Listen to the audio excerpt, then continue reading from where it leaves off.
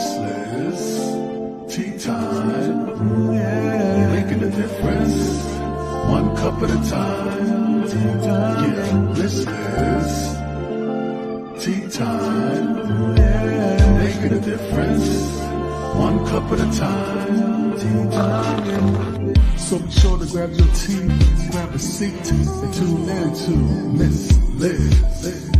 Tea time, making a difference, one cup at a time. Tea time, yeah.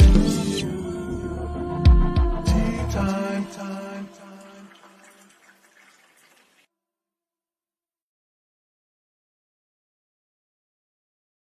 Well, welcome to Tea Time. That's right, it's evening tea time. And of course, it's not a Thursday, it's a Tuesday, it's a Monday. I'm already rushing a week ahead here. It is Monday, and we have a rescheduled tea time. We have Donna Levin in the house, and we're going to be talking about her new book called The Talking Stick and all of that goodies, and some of her other books that she's had, and how she became a writer, all that good stuff. But before we get Donna in the studio, we're going to get you over to Miss Liz's YouTube channel. We're going to get you to ring that little doorbell and so get the notifications. And you can watch these tea times at any time during the day, morning, evening, when you're having a time with your family, a picnic party, and you want to hear something different. You want to turn on the radio and you want to listen to Tea Time with Miss Liz, because Miss Liz has all those incredible different kinds of teas out there. We do not serve the beverage tea in this house. We serve real life stories and words. And that's how we serve tea in the house of Miss Liz. So let's get the disclaimer out there. Let's get a little bit of bio on Donna. And then we're going to get Donna in here, and we're going to spill an incredible tea tonight. We're talking tenacious, empathetic, and aware. And we're going to get her to share all of that good stuff. So that's her tea tonight. So we're going to be doing that and a lot of other stuff. So the disclaimer for Miss Liz's Tea Time live show. Miss Liz, myself, is going live using StreamYard. Before leaving a comment, please grant StreamYard permission to see your name at StreamYard.com. Please be advised that the content brought forward for any Tea Time show hosted by myself, Miss Liz, is always brought forward in good faith. However, may bring forward dialogues and opinions that are not representative of my platform. The facts and information are perceived to be accurate at the giving time of airing. All Tea Time guests and audience participants are responsible for using their good judgment and taking any action that may relate to the discussion. The content brought forward may include discussions for some where they may be emotionally at risk. It's significant to know that this show is engaging in discussion forums only to offer and inspire awareness and connection, and it is not providing therapeutical advice. If you have any questions about the disclaimer or the panelist discussion, you may freely contact me, Miss Liz, through my email at bookingmissliz@gmail.com. Moving forward, should you choose to voluntarily participate in tonight's show in any aspect, I myself, Miss Liz, welcomes you. And should you decide that the show is not made for you at this time, I respect those wishes and will see you at a later show at a later date and time. And again, all Tea Time shows are done on Thursday, 3 p.m. and 7 p.m. Eastern Standard Time, unless it's a rescheduled tea time or a surprise tea time or some other goodies that are coming along the way, like special deliveries that will be coming in July. You'll see a little bit more when the press release gets released later this week for July's guest lineup. So now a little bit about my incredible guest, Donna Levin. Well, she's an experienced presenter with a demonstrated history of working in the writing and editing industry, skilled in fiction, editing, public speaking, journalism, and publication. Strong media communication, professional graduate from University of California, Hastings College of the Law. Donna Levin works included in Boston's University Howard Gottler, I'm going to get her to say it, Archival Research Center, and in the California State Library collection of California's novels. Donna Levin is the author of Extraordinary Means, California Streets, There's More Than One Way Home, and He Could Be Another Bill Gates. In April 2024, Sky House published her latest novel, The Talking Stick, a Draniki, I'm not sure how to say that word, I'll get her to say that one, about 4 women who discovered that some of their most cherished memories are romanticized versions of the truth. In addition to novels, Donna has published 2 books about writing, Get That Novel Started and Get That Novel Written, Boltwood Written Digest books. For more on Donna's bio, go over to Miss Liz's Facebook page, check out her full bio there, and check out all Miss Liz's platforms. Her full bio is there.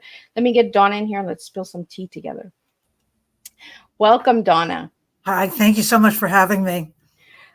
You know, when that like goes on and it says it's live, I start to choke up. I don't know why every time I do it, but I'm just glad to have you here, Donna. So, Donna, let's get started with who is Donna as a little girl and who is Donna now? Donna as a little girl. Well, Donna as a little girl actually broke her femur bone at 5, when she was 5, which is, on my mind now since I just broke another bone. Donna as a little girl was a precocious reader. Donna was, by the time she was 5 and a half, she was the oldest of 3 girls. And I think she has oldest daughter syndrome, which is a new thing, something else we can be victimized by, frankly. But I love being the oldest. I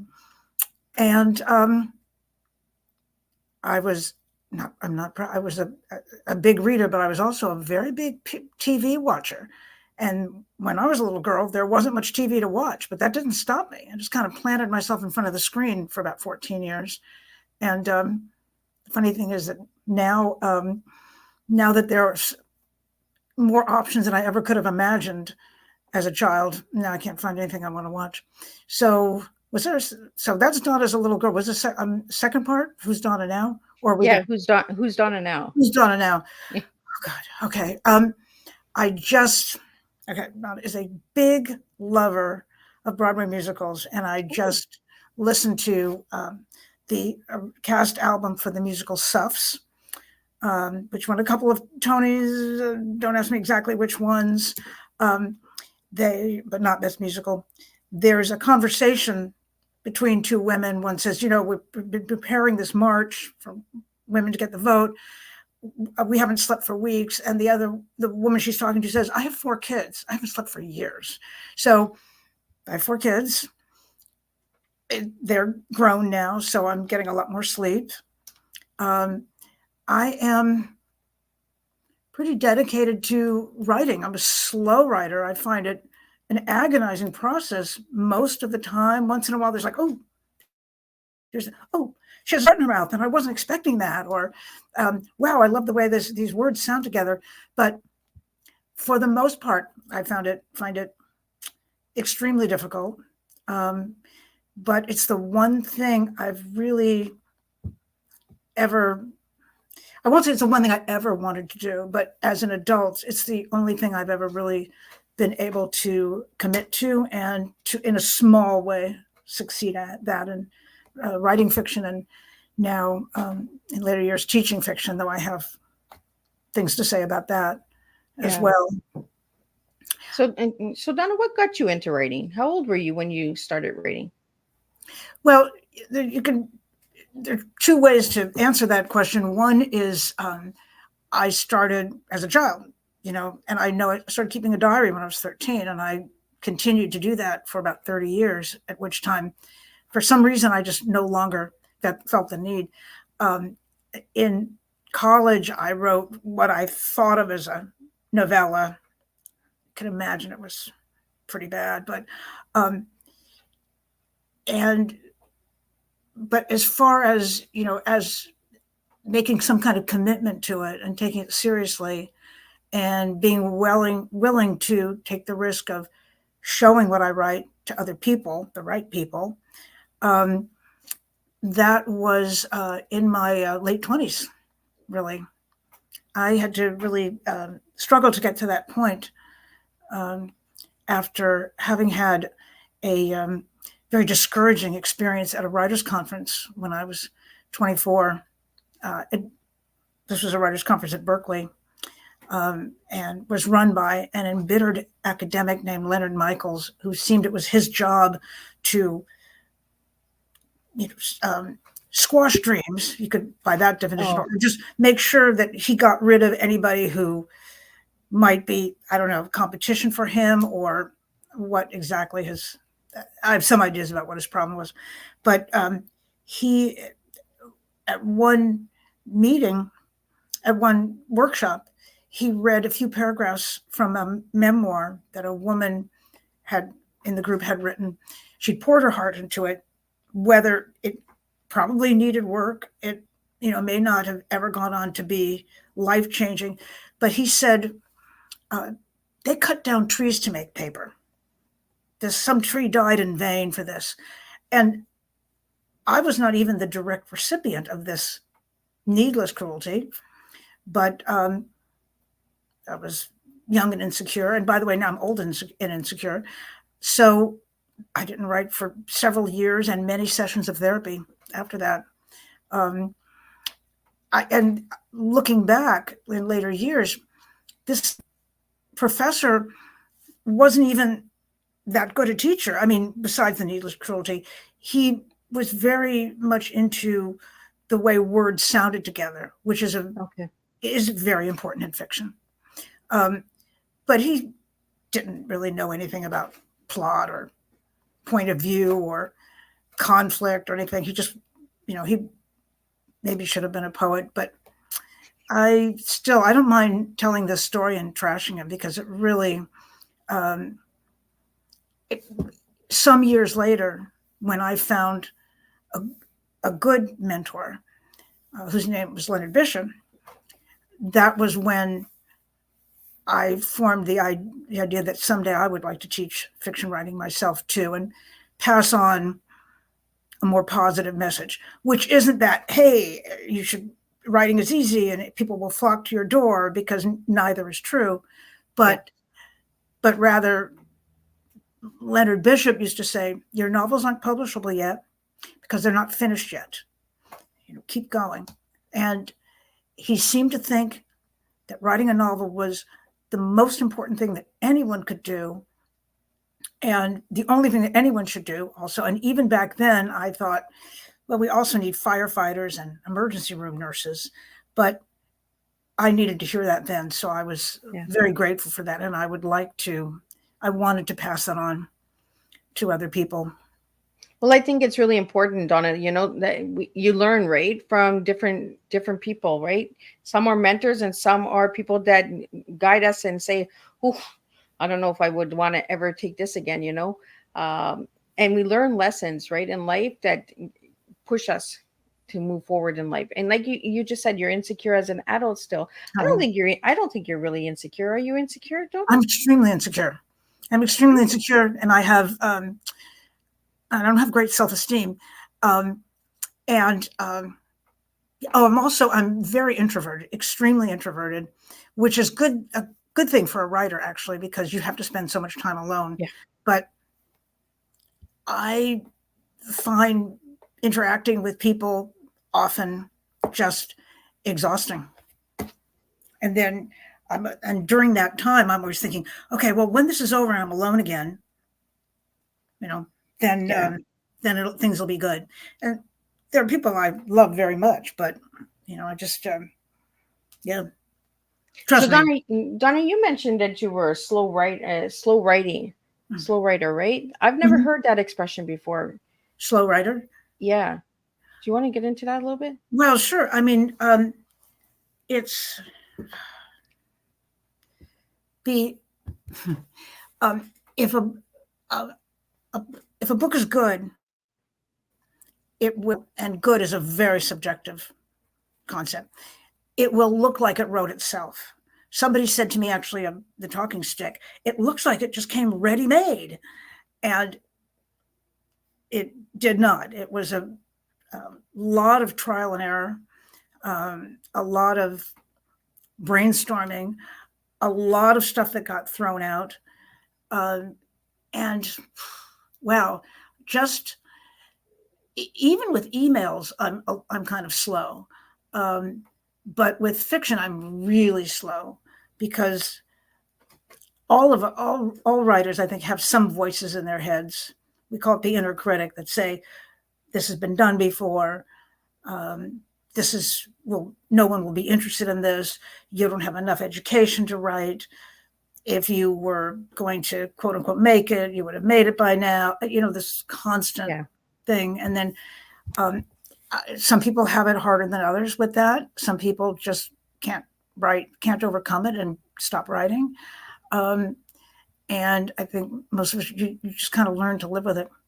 And you finding supportive people is really, really important. People who get it, people who understand that you're doing this thing that makes no sense.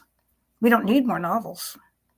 I want to talk about this book, The Talking Stick, because when I looked up The Talking Stick, I wanted to try and understand it a little bit more.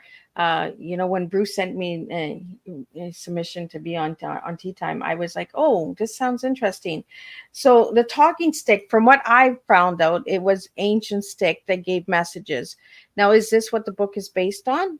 Because I found a lot of different things. I found the woman. It's also where did I put it? I wrote it here. Rebuilding yourself after life crisis. So you want to share a little bit about the book on the talking stick? Oh, please. Of course. It's fine. Well, a talking stick is, using a talking stick is a very, we could say, ancient Native American tradition where the person, it's a kind of a symbol of authority. Actually, let me see if I can reach it. I bet I can. This is luck. Here's a talking stick. I bought it on Etsy while I was writing the book. So, they can, I've seen pictures of talking sticks that are much bigger and more elaborate with more beads and feathers, etc. So it's a tradition that's been, I guess we have to say, appropriated by the white man, that when you're holding the talking stick, you are talking and no one can interrupt you. And this is how you keep order in a group. And if I've seen people use other things, it doesn't have to be a stick. It can be, tell you the truth, in an early season of Breaking Bad, the family is using what they call the talking pillow. So the person who has the pillow on their lap is allowed to talk and other people aren't. How much people actually respect that is another question. But for the sake of the book, I imagined my heroine, Hunter, getting a hold of a genuine Native American talking stick that's been passed down from mother to daughter for generations. In real life, it was they were more likely passed down from father to son, but who knows? And what happens to the woman who's holding it is that she remembers something, not a repressed memory, but a revised memory, so that she remembers something the way it really happened rather than the way she told herself it happened. So that, for example, one woman raising a teenage daughter and having the trouble that one often has with teenage daughters, she has told herself for years that the father, the biological father, just abandoned her and didn't want to know about the baby. And, she's felt a little bit kind of like a victim that way. And she remembers that she never told him she was pregnant. So, which is kind of a big difference. Wow. Yeah. And they get back in touch. I won't say more about that, but it's a big part of the book. And the Hunter, the main character I mentioned a moment ago, at the very beginning of the book, so it doesn't count as a spoiler because it's the first chapter, her husband leaves her for their friend. And meanwhile, he's run up a $40,000 bill on their joint credit card, and she has lost her job. And so she's under a little bit of pressure. But once the group is formed by a series of random events that probably aren't random, she begins to remember what she did to contribute to his leaving. And that's not to say that she's right and he's wrong, she's right or wrong, or that he's right or wrong. In fact, a lot of the book is about how those lines are not clear cut. Okay. So that's yet another woman has been grieving the loss of her mother for 3 years. And she idolizes her mother. Her mother was, the perfect mom, and she can't live without her and everything. And then she begins to remember that her mother wasn't so perfect.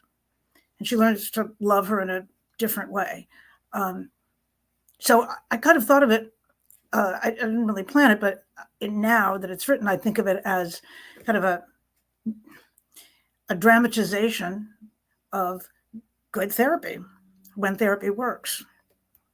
So the four characters, the four women in the book, did they know each other prior to this engagement, or Yeah. is it like a group, like they met at a camp, or like how do they get together? Can you give that a little out, Yeah, or sure. Well, Hunter, desperate for money, as I described a minute ago, goes to a local flea market on Treasure Island, which is, the book is set almost entirely in Marin and then a little bit in other parts of the Bay Area. So Treasure Island is our man-made island in the middle of San Francisco Bay. And in fact, that flea market doesn't exist anymore, thanks to you heard about this pandemic, but it was there for a long time. She goes to the flea market with her armful of William Shatner Christmas music albums, hoping to sell them to get just enough money to pay the minimum, etc. She meets a woman who gives her this talking stick. Now Hunter comes home very excited about she's going to use the talking stick. She's going to form a group and call it Get Healthy, because she used to work at a gym, and she's going to gather women, and they're going to get off the dieting roller coaster, and they're going to exercise, and they're going to keep journals of their progress, etc. But although she does a lot to promote the group, nobody shows up, nobody responds. So she makes flyers with a picture of her house and a bio, etc.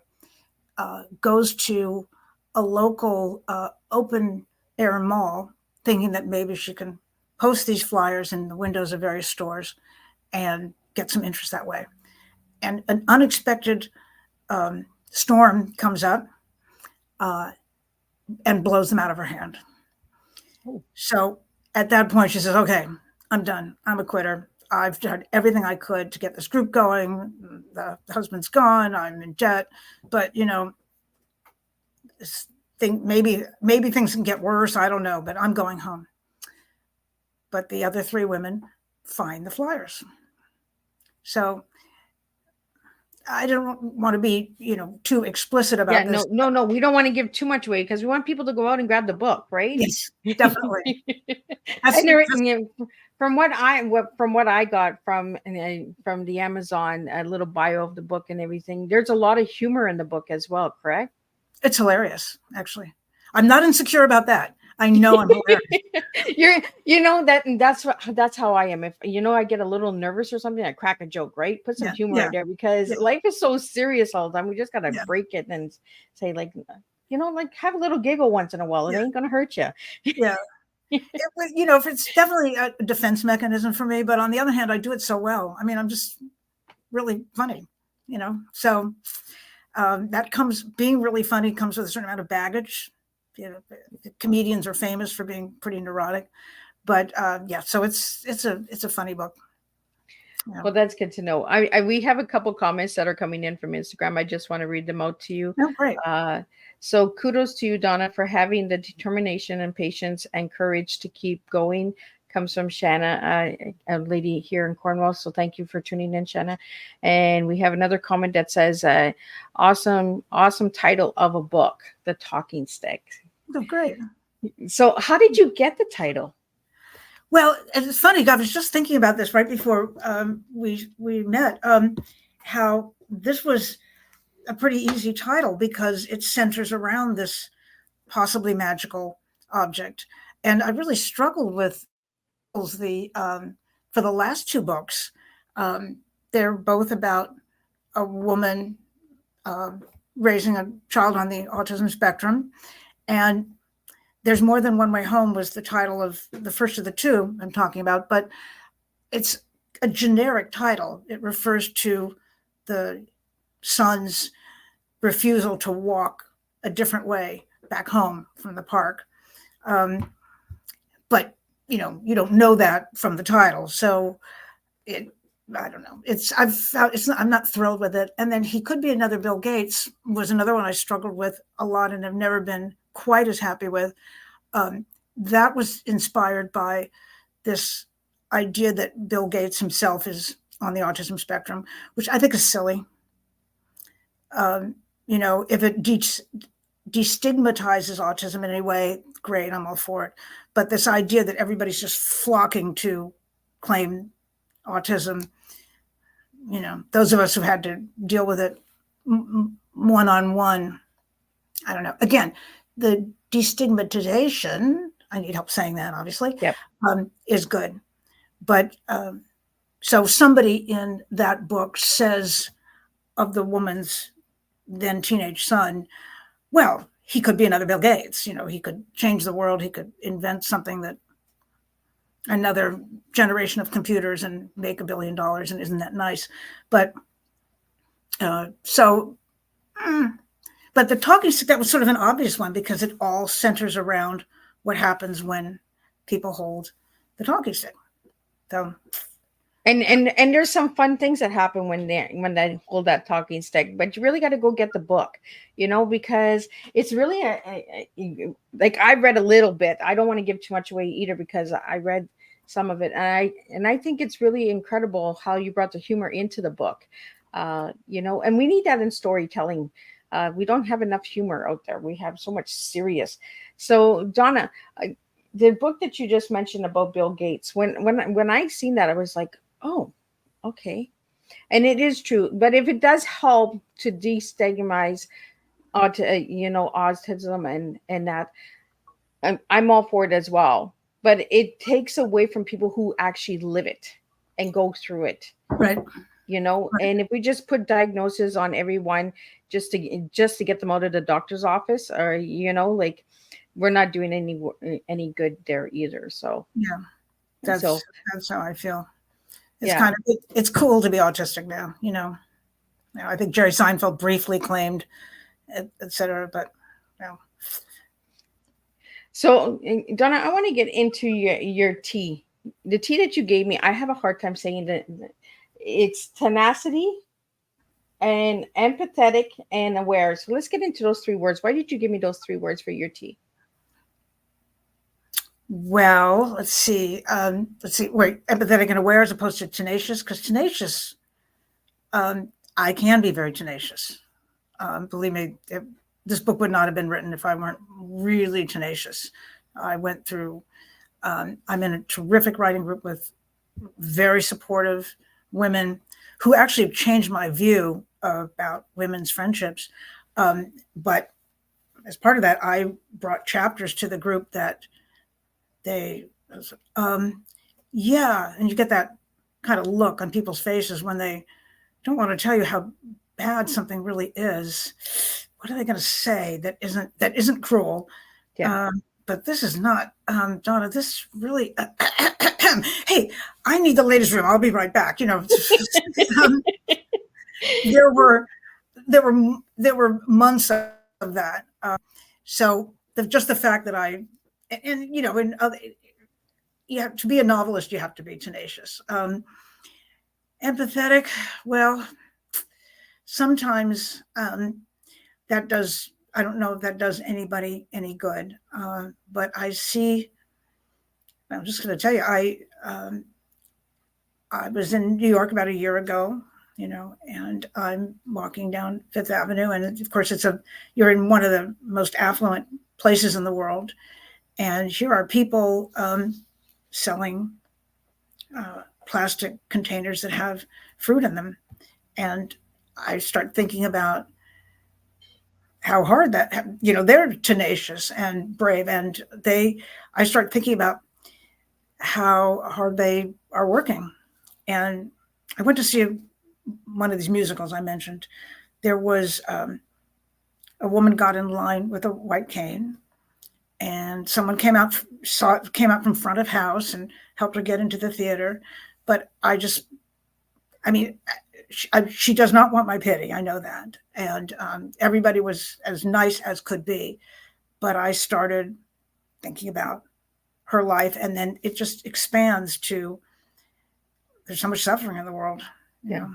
So I'm not doing a lot to ameliorate that, but you know, you give money and you hope it has some impact, or you try to help somebody on the street. But I don't know. I mean, I'm trying to entertain people mostly with my writing. If it makes people think sometimes, that's great. I would love that. I'm not going to assume that, but I would like it. And aware. Well, sometimes I feel a little too aware. Sometimes seeing all those things and think can be overwhelming at times. And thinking about what the future holds and what happens to my children when I'm gone, you know, whether it's financial or environmental or whatever it is. And I'm very aware of my own mortality. Do you know how people post on Facebook? It's my birthday. So today for my birthday, I'd like to ask for donations to this obscure nonprofit or that obscure nonprofit, the ranch in some state I've never heard of. If it's somebody I know, I often will give money, you know. But on my last birthday, I posted for my birthday this year, I want everyone to sit in a room and contemplate their own mortality until they tip into a full-blown panic attack. So, yeah, well, because that's what I usually do on my birthday. Unfortunately, I do it other days. Well, and that's the thing I want to get into, because I asked you one word to describe yourself and you gave me the word funny.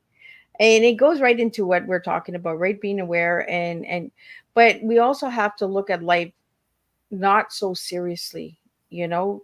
And on birthdays, if that's the only time you want to give money to a donation or something, that kind of gives me a red flag. Like, is that the only time you support this? Or, like, do you not want to support it all year round? Could we not put these campaigns up all year instead of just on birthdays? But I want to get into the word funny, because you have humor in the book, in the talking stick. You have humor in when you do events, when you do speaking, and that as well. And humor has really saved your life, I believe, in many ways. Mm-hmm. So let's get into the word funny. When you hear the word funny, what comes to mind for you?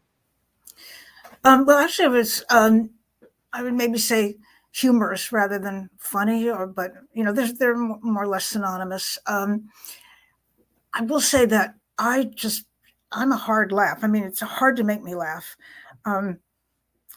And if something makes me laugh, I'm grateful to that person or that, that entertainer or that book or that TV show, whatever it is. Some years ago, having a conversation with a woman who was talking about recipes, I said, I really don't like cooking. I don't like to spend 2 hours on something that disappears in 5 minutes. And she said, don't you like to give pleasure to other people? And I felt like, no, get out of my lane. That took me 2 hours. You guys take it away in 5 minutes. Yeah, I mean, maybe I don't like to give pleasure to other people. You're making some assumptions here that are not necessarily accurate. And this was years ago. And for all these years, I've regretted that I did not have what was the right answer, which was, I do like to give pleasure to people. I like to make people laugh. I like that very, very much. When I have been reading something I've written, for example, to the women in the writing group, and they laugh, I just get such a high out of that. So that's, and I guess, good humor is not about slapstick or people getting knocked over, or it's something that maybe makes you laugh, but later makes you see something a little more clearly or see something a little differently. And let me see if I can think of an example. I certainly don't want to get into anything political, but that's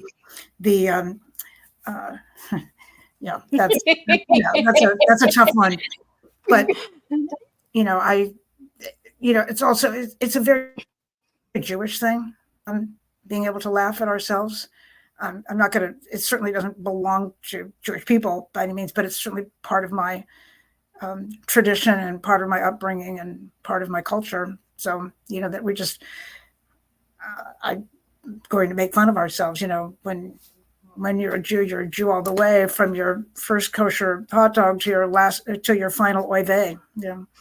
I just saw that just recently. So, Well, we need humor in life, and I like that you changed the word from funny to humor, because we're having a lot of humor here tonight on tonight's tea time. Now I want to get into a few other things. We're going to switch it up a little bit, and we're going to go back to the talking stick. The talking stick. How did you build the characters? Are they somebody you know? Are you one of the characters? Like, do you hide yourself in your novels? Like, I think I'm all the characters, at least to some extent.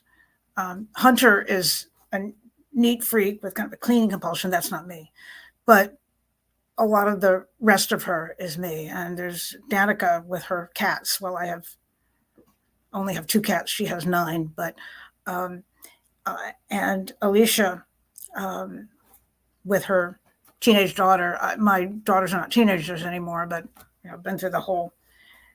Once upon a time, I was a teenage daughter, and now I've had 3 come down the pike. And I think I've heard that this is that all the characters in a novel are part of the author. I mean, and that just sort of made sense to me, that you really only have your own experience to draw from, which is not to say that something isn't autobiographical, or that you don't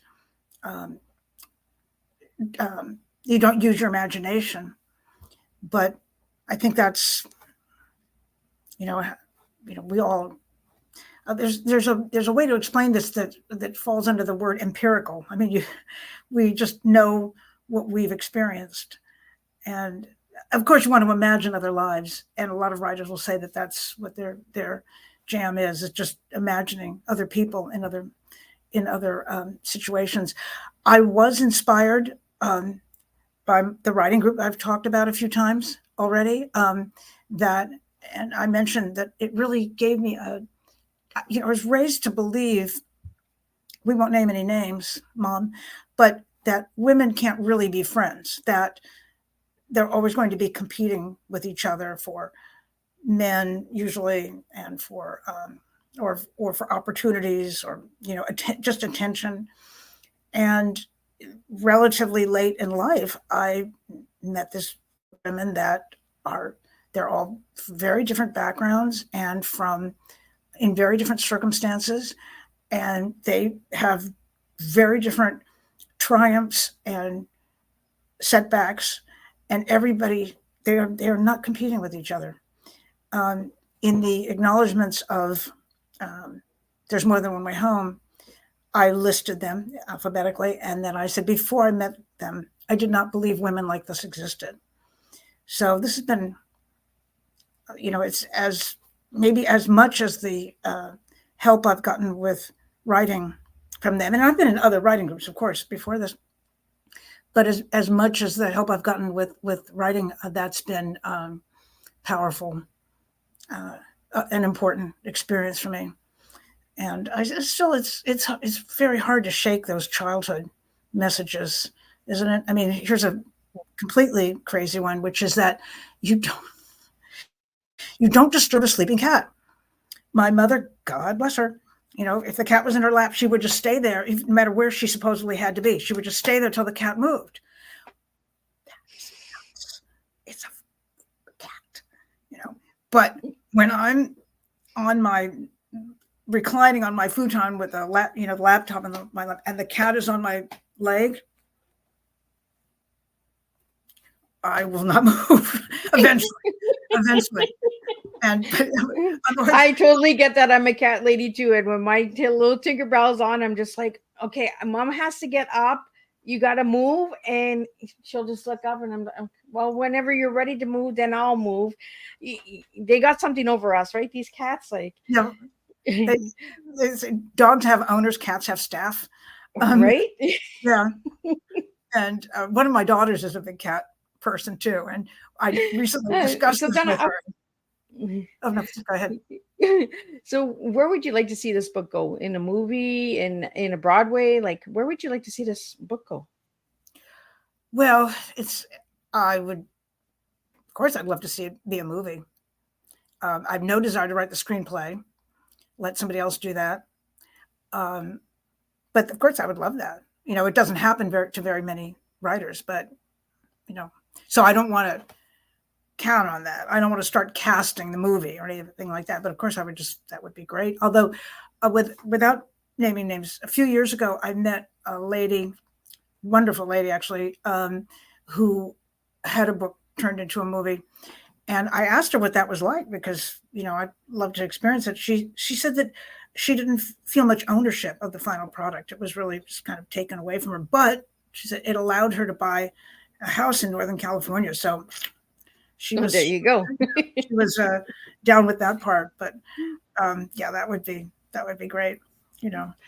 Or we could see The Talking Stick, the musical. Right. Well, that's why I brought up the Broadway, because you had mentioned that you like Broadway. So I thought maybe a Broadway, and there's so much humor in this book. So I think it would be a comical Broadway,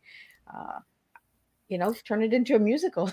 Well, if you know any producers or a composer lyricist team who might be interested in a story about 4 women who rebuild their lives after crises, then please pass it on or let me know and I'll pass it on. Yeah, absolutely. For any of the listeners out there, if you know anybody that does musical Broadways and all that, I think it would make a hilarious Broadway, Donna, because there's so much humor in there. So yeah, any of the listeners out there, and if you're watching a replay, push #replay. Miss Liz always wants to know where you're tuning in from. We do have some listeners coming in from Instagram and YouTube and Facebook and all of those good places. So thank you guys for tuning in. I appreciate it, and Donna appreciates it. Donna, I want to get into your favorite color. The color you gave me was crimson red. Yeah. So why that color? I don't know. Ever since as far back as I can remember, red is my favorite color, and not just red, but the really dark. Let's see. Here's a good red right there. Yeah. The really dark, vibrant reds. I don't know. I actually, when I see that, and that it's that whole slice of the color wheel that I like. The dark red, the crimson, the scarlet. That I actually, when I see that, I get kind of a little dopamine hit. Actually, we got this too. Now there you go on your nails. Yeah. So happily, this is a color found in nature, and I like the jewel tones. All the sapphire and I like and teal and all those. Yeah, when I asked you your favorite color and I got a direct kind of red, I was like, oh, she likes a certain type of red. So, and I liked it. I was just like, that's different. I like when my guests give me like a different color, like like peewinkle or or lavender purple, or like a blue and a purple mixed together, or they create their own color name or something like that, because it gets creative, right? And colors say a lot about a person. So I was like, she likes crimson red. Have you ever written a murder story or anything like that? Like, funny you mentioned that, because I would like to. I've started something that new, which will be partly murder mystery, but it's, to be honest, I'm doing that because it makes for a good story. I'm actually puzzled by the almost universal fascination for murder mysteries. I like to say that if you put a murder mystery by James Joyce on the cover of Finnegan's Wake, people would read it.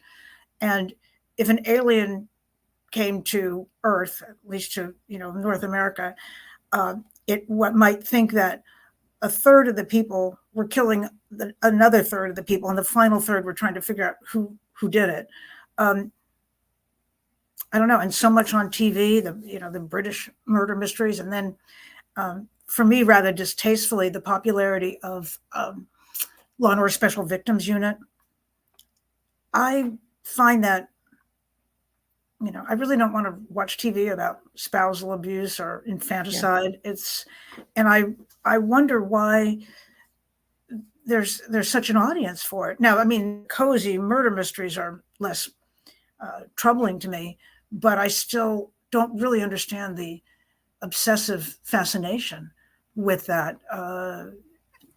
The closest I can come is saying that if you tell somebody it's a mystery, that they know it's not going to be 100 pages of a woman slicing zucchini in her kitchen and thinking about her childhood, that it promises some kind of plot. Yeah. I actually just a few days ago finished reading what was billed as a psychological thriller. I won't mention the author, but she has written a whole series of these psychological thrillers, and they center around clueless masochistic women and sadistic men. And I think what they promise is this fast shuffling plot where you don't know who the good guy or the bad guy is, and each keeps changing around everything. I understand that people want a fast moving plot, and to change, I think The Talking Stick has a relatively fast moving plot, but I finished this book and felt a little worse about myself and the world, that people want to read about women letting themselves be abused. It wasn't over the top. There's no physical abuse, but there's a repeat pattern of this man manipulating a woman and how she keeps justifying that's okay, and he's so hot, and he was nice yesterday, and everything. And there's no moment in which she finally says, "I'm wrong to be living this way." There's just that. So that's so Donna, if you were to write a murder mystery book, would it be like almost like a murder she wrote kind of plot, like layout? Yeah, because the old show Murder, She Wrote, it was about trying to find out, right, about all the different characters, who did it, right, who was the last one to speak to that person, and who might have wanted to take that person out and stuff like that. I think we need more of those types of murder mystery books out there that get you to really think, right? Who could it be? Well, I think that's what the attraction is, the puzzle, figuring out the puzzle, the Agatha Christie type. And it's funny you mention that, because when I started this new book with I actually dug up, I found, I don't even remember what platform, there's so many now. I found Murder, She Wrote and watched a few episodes because I had never seen it before, but I knew that it was more the Agatha Christie, violence off scene type. Just let's figure out the puzzle. After watching a few episodes, I kind of figured, okay, I got it. But now that we're talking, I'm thinking maybe I should get back to that for more than constructing a murder mystery. Yeah, because that's what I kind of got, like, when you gave me Crimson Red, I was like, oh, she could write a good Murder, She Wrote kind of novel, like, and put a little bit of humor in there, because there was also humor in Murder, She Wrote.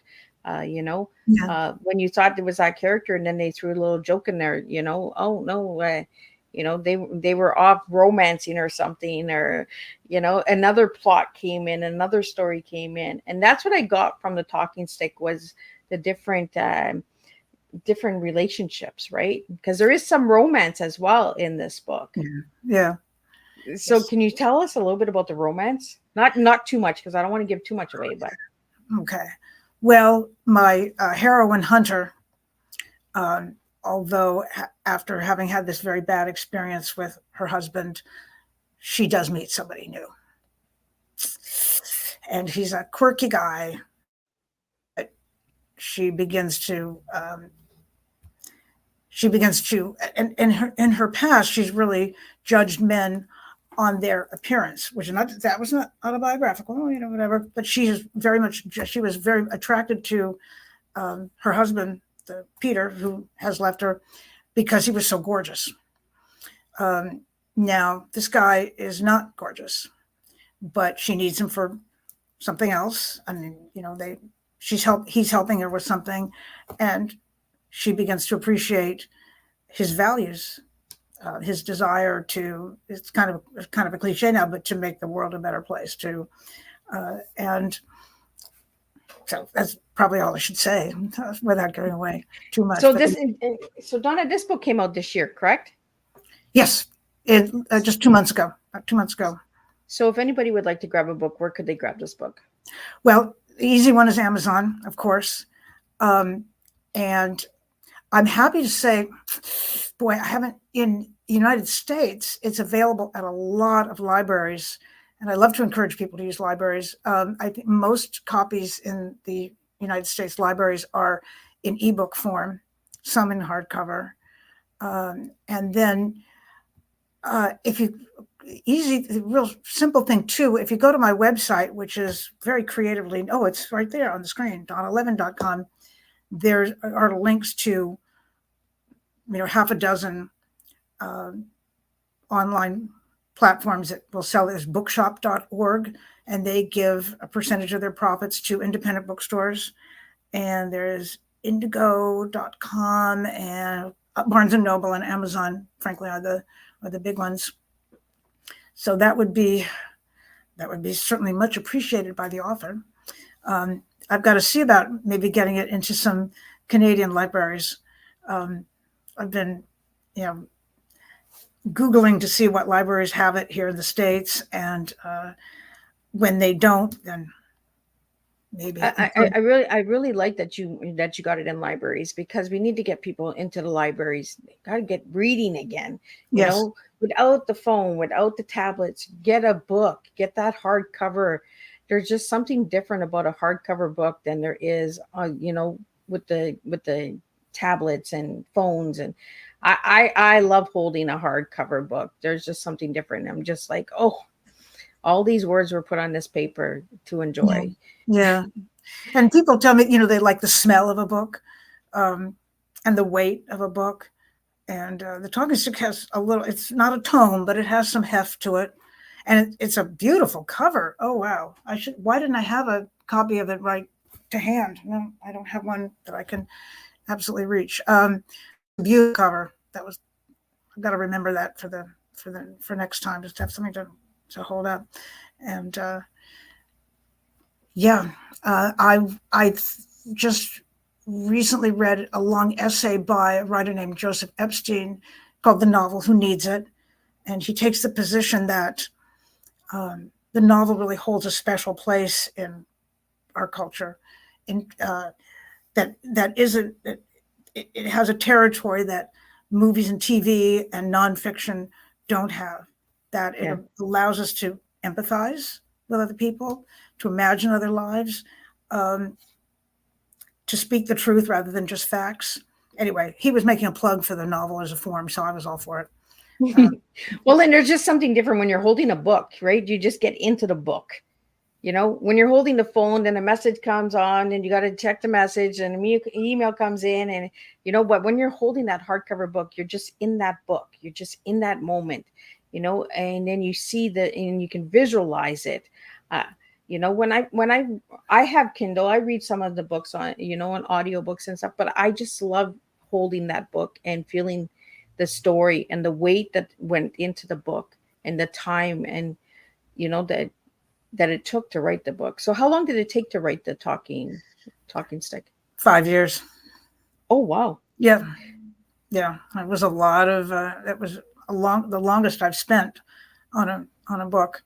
And it was as I said early on, a lot of trial and error. I wanted to say before, though, when reading, if I'm enjoying a book, I read very slowly, because I will stop and reread a sentence, and I will take time to imagine the action, and put the characters in space and imagine what they look like beyond what the author has told me. And then there are books that, I start skimming, because they're not engaging all of me, and they're not telling us. They're not telling a story. They're not telling a story. Or actually, no, I take that back. They are telling a story, but that's all they're doing. They're not making me, so I'm just skimming to find out what happens, but I'm not really engaging with the characters. Yeah. So, yeah. I used to do that in school when we had to do book reports. Skim through a book, read the first, the middle, and the end, and then the back. And I would do my book report on that. if it was a book that I didn't really want to read, and there was this one book in grade 8 that I had to read about seals and killing seals and taking the oil, and I don't like cruelty to animals, and I just couldn't do it. I was just like, I'll get an F on this report because I don't even want to read this book, right? And so, any future plans for any new books coming out this year or next year, Donna, for you? Well, this was my one book for this year, but I have gotten pretty deeply into a new novel. It's, that what keeps me going is the fantasy that the next one will be easy, and I'm always wrong. It remains a fantasy, and well, this new book, I'd like to write about what they now call DID, dissociative identity disorder. You'll know it from, the Three Faces of Eve and the movie Split, and and the United States of Terra. It's a fascinating phenomenon, just fascinating to me. So I don't know if I can do justice to it or not. I think there's what I'm finding, for one thing, is there's a very vocal, active community of people with DID, and the idea that with therapy, all these alters come together to a cohesive, personality, for lack of a better word, is actually very rare. What people work through in therapy is forming a system where these alters work together. One alter goes to work. One alter puts the kids to bed. One alter cooks. Hopefully it's not me, but that seems to be really, and breaking down what they call the amnesic barrier, so that you don't have a host who doesn't know what's going on, or you don't have a host who's losing time, who's in the grocery store 1 minute and then wakes up in another state a day later and has no idea what's happened. So the therapy really is about addressing that. And it's actually rare that you get the, end of, oh, okay, I'm me and all my alters are gone. And Yeah. it's Well, okay. I find it really interesting that you brought that up, DID, because I was diagnosed with that in 2007. Really? Yeah. And there's a lot of stories out there that make us look like we're monsters, and we're not monsters. We do have these different alters and voices and stuff. And then when we start to heal and start to understand the different alters, then we come as one. So I hope I really want to look forward to getting that book. So when that book comes out, you let me know, Donna, because I would love to read it. I There's a lot of movies and books out there on DID that misdiagnose and represented wrongly. And for people that live with it, it kind of makes us look like you don't understand the illness at all, right? When you're Yeah. coming, we're just monster in this. So I'm really surprised, because I did not know that until right now that you were doing that. So let me know when that book comes out, because I would love to read that book, Donna. Well, I promise you, it's going to be a sympathetic portrayal. I've already, as you now know, I'm just really disgusted by violence against women as entertainment.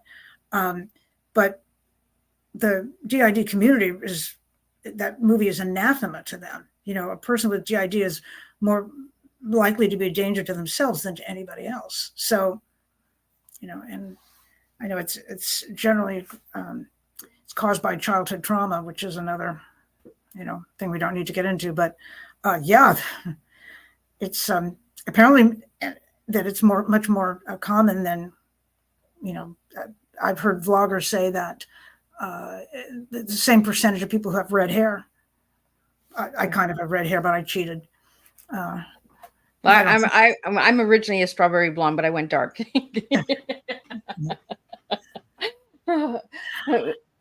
So, Donna, any final message for anybody out there that would like to grab the talking stick and all of that good stuff, and how they can connect with you? For the audio listeners, if you'd just like to spell out your website so they can check you out. Please do go to my website. That's the fastest, easiest thing to do.